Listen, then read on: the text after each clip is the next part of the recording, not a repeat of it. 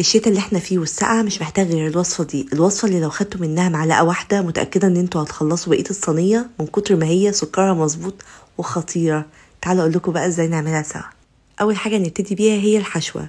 استخدمت بقى نص كيلو من اللبن على البارد، ضفت عليه بقى باكت من الكاستر، اي نوع كاستر عندكم.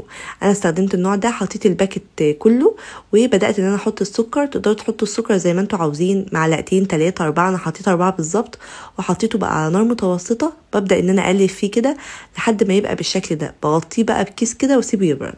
بتجيبوا بقى اي لف جلاش عندكم، انا استخدمت جلاش الحرير ده من موتزاريلا فريش، بقالي فتره بجربه، جودته حلوه قوي. بصوا الورق بتاعه عامل ازاي اصلا.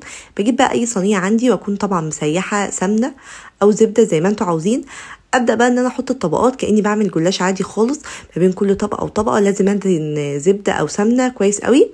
بعد كده بقى يا جماعه، اول ما بوصل لنص كميه الجلاش ببدا ان انا احط الحشوه بتاعتي كاستر زي ما انتوا شايفين كده. برجع تاني بقى احط باقي الطبقات، بس اول طبقه دي بالذات لازم اقفلها كويس، احطها من تحت كده عشان الحشوه ما تطلعش بره.